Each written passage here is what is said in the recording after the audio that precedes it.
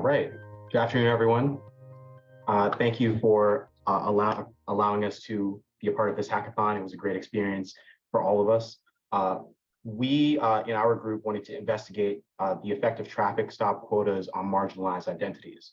And we were group 3, which is made up of myself, Dalton Favors, Morehouse 24, Christian Lewis, Morris Brown, Christian Lewis, Morris Brown 26, Carrie Smith, who is a CAU graduate student, and our advisor, who is Bakir Fateh from Pardee RAND. I'll start us off and really get into what we found for our research. So in our methodology, we wanted to look at, we originally wanted to look at Louisiana, and the data set there was from New Orleans as well as the state of Georgia. However, we found that it was quite difficult to do research on both states, not only because they are of different sizes, but because of some of the variables were lacking in what we were looking at. So this is going to make up kind of one of our findings later on. As well, we did a literature review to put our findings into context of kind of what those in the field have looked at already. As well, we looked at some sample questions to kind of field and understand what the context of the field looks like and what the data that we're looking at is. Bakir, would you like to take this slide, talking about data efficiency? Yeah, thank you, everyone. Thanks, Dalton.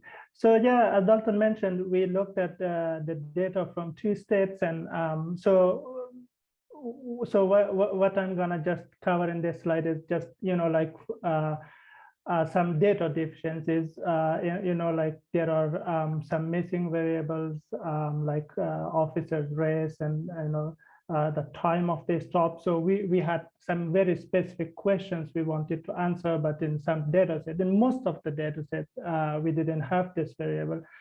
And the second issue with the data was like, if we had the variables in the data set, there were like a lot of data points were missing, particularly the subject race, like 73% of the data points were missing in the Chicago data set and 47% in Georgia data set. And there were also some inconsistencies in the data set. For example, in Georgia, for the type of disciplinary action, like 100% of them are warning. And I don't think if that's correct. So those are like the issues with the data, and also the limited coverage.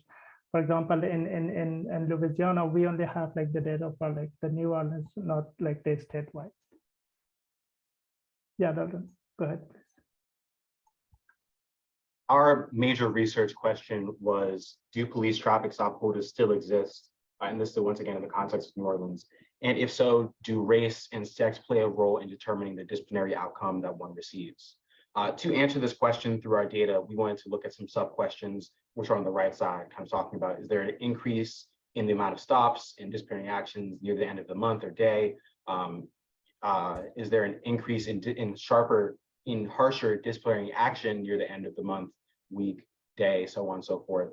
As well, were some identities stopped more frequently than others? And is there a discrepancy between the disciplinary action that we're seeing based on identity? So this was our literature review, kind of looking at the field and understanding it better. This first piece or article that we looked at was from Penn Review from Osei Owasu, and it showed that though some states outlawed quotas, they may live on as benchmarks or kind of goals, as well as they may take place through overtime incentives. So though quotas may be legal, there are ways to get around how that shows and presents itself in police departments. As well, we saw that, or the author saw that police traffic stops were a significant revenue generator, especially in rural areas in the Southeast specifically. As well, we looked at Gibson et al. From 2010, and they found that experiencing 1 or more traffic stops in a year decreased the likelihood for one to contact police, and this was regardless of race. As well, in Bronstein 2014, they found that through studying the behavior of the New York Police Department, quotas decreased police discretionary action, so kind of how much they were able to really decide on their own accord what to do in a situation. And it also incentivized greater, harsher disciplinary action. So while an officer may just of their own accord want to give someone a warning, they may be forced to give someone a citation because they're trying to fulfill or reach the numbers that's been set. Moving on to actually talking about some of the data that we investigated. This was kind of just a template of what we were looking at. You can see here the arrest citations and warnings that were received in the state. And Bakir, can you take the next slide, please?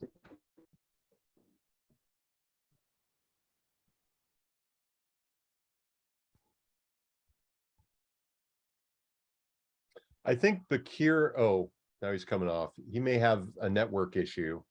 Oh man, that's a shame. All right, well, in the meantime, I can take it.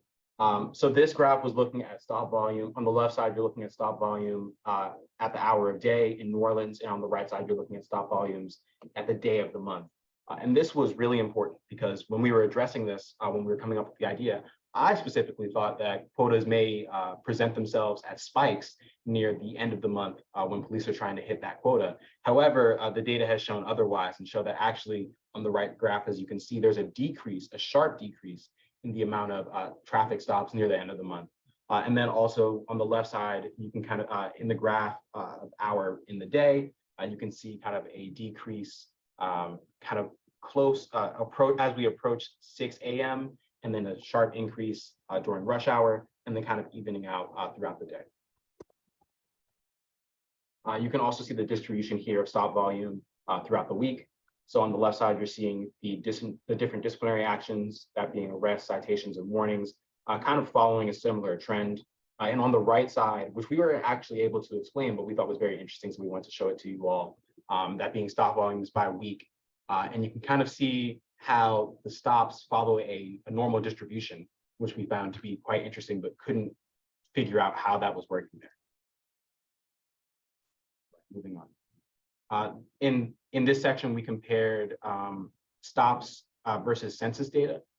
So you can see on the left, in the left graph here, on the left side of the graph, you're seeing census data, kind of the makeup of Louisiana, mostly made up of Black population, followed by white and then Hispanic.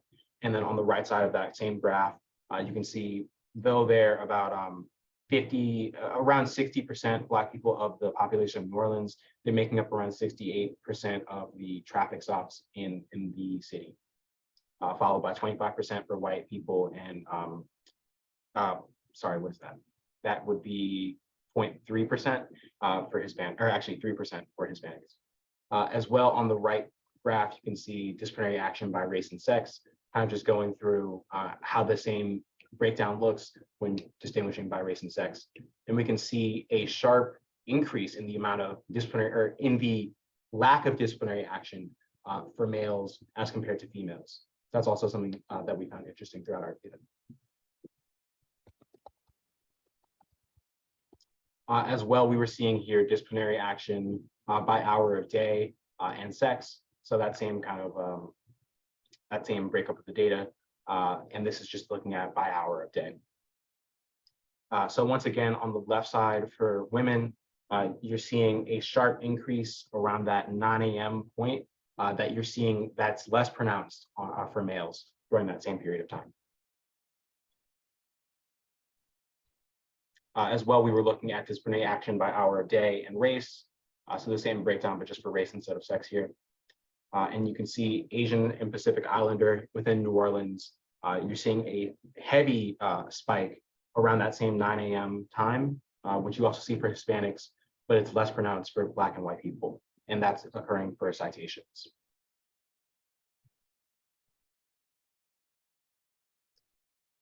This brought us to also looking at arrests, that type of disciplinary action by race for Louisiana, or for New Orleans and Louisiana.